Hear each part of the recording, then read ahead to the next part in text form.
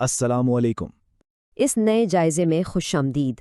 آج ہم جس اہم ترین موضوع پر بات کرنے والے ہیں وہ ہے ای او بی یعنی employees old age benefits institution کا نظام۔ دیکھیں، زندگی بھر کی سخت محنت کے بعد ہر انسان کی یہ خواہش ہوتی ہے کہ اس کا مالی نظام محفوظ ہو۔ تو بس آج ہم یہی سمجھنے کی کوشش کریں گے کہ پاکستان میں ریٹائرڈ افراد آخر اپنا مالی سہارا اور پینشن کیسے یقینی بناتے ہیں۔ یہاں سب سے بڑا سوال یہ پیدا ہوتا ہے کہ اس تیزی سے بدلتے ہوئے ڈیجیٹل دور میں ریٹائرڈ ورکرز اپنا مستقبل کیسے محفوظ کر رہے ہیں۔ مطلب ایک وقت تھا جب ہر چیز کاغذوں پر ہوتی تھی اور دفتروں کے چکر لگانے پڑتے تھے، لیکن اب حکومتی نظام ڈیجیٹل ہو رہا ہے۔ یہ تبدیلی شروع میں تھوڑی مشکل ضرور لگ سکتی ہے، لیکن حقیقت یہ ہے کہ یہ وقت کی اہم ضرورت ہے۔ تو جلدی سے دیکھ لیتے ہیں کہ آج ہم کیا کچھ کور کرنے والے ہیں۔ ہم شروع کریں گے پاکستان کے E O B P pension system سے، پھر دیکھیں گے اہلیت اور فوائد کیا ہیں، اس کے بعد ڈیجیٹل ویریفیکیشن کے مراحل، پھر مسائل کا حل اور آفس کے چکر، اور آخر میں سب سے اہم پینشن کی حفاظت اور سیکیورٹی پر بات کریں گے۔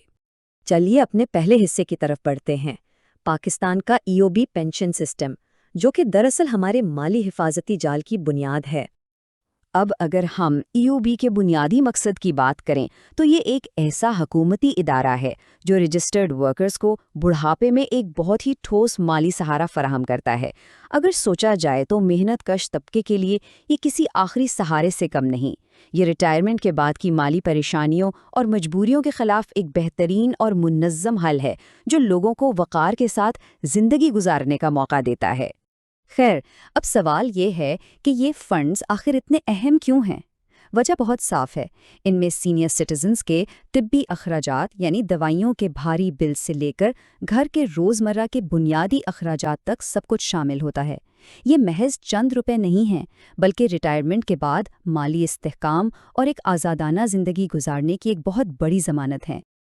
اب آگے بڑھتے ہیں اپنے دوسرے حصے پر، جو ہے اہلیت اور فوائد۔ اسے ہم ای او بی تک رسائی کی چابی بھی کہہ سکتے ہیں۔ دیکھیں، ای او بی کو صرف ایک عام سی ادائیگی نہیں سمجھنا چاہیے۔ اس نظام کے اندر مختلف حالات کو کور کرنے کے لیے باقاعدہ اولڈ ایج پینشن، پسماندگان یعنی سروائیور پینشن اور معذوری کی پینشن بھی شامل ہے۔ ساتھ ہی رجسٹریشن اور پینشن ویریفیکیشن کی خدمات بھی فراہم کی جاتی ہیں۔ اس کا مطلب یہ ہے کہ کسی بھی اچانک آفت یا مشکل وقت میں پورا خاندان بے آسرا نہیں رہتا۔ لیکن یہ فائدہ آخر اٹھا کون سکتا ہے؟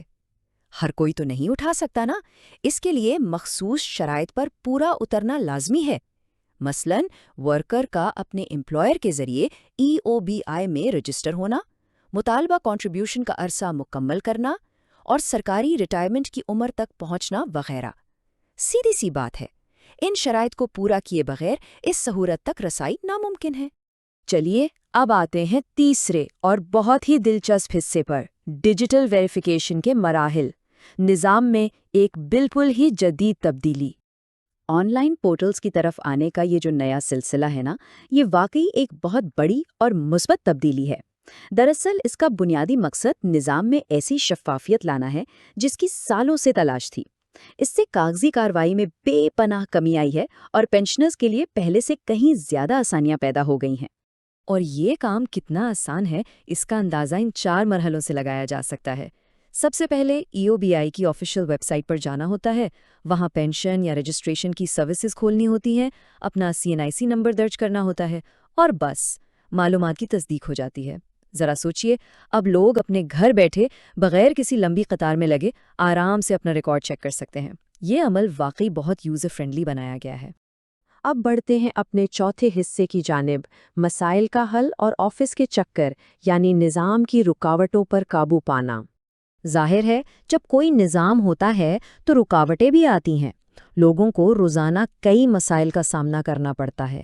کبھی CNIC کی معلومات غلط ہو جاتی ہیں، کبھی پچھلی کنٹریبیوشن کی ہسٹری غائب ملتی ہے، یا امپلائر کی رجسٹریشن میں مسئلے نکل آتے ہیں۔ اور ہاں، ہمارے سینئر سٹیزنز کے لیے اس نئی ڈیجیٹل ٹیکنالوجی کو سمجھنا اور استعمال کرنا خود میں ایک بڑا چیلنج ہے۔ مسائل عام ضرور ہیں، پر اچھی بات یہ ہے کہ یہ لالاحل نہیں ہے۔ یہاں ایک بہت اہم بات سمجھنے والی ہے کہ کب آن لائن پورٹل کام آئے گا اور کب فزیکلی دفتر جانا پڑے گا۔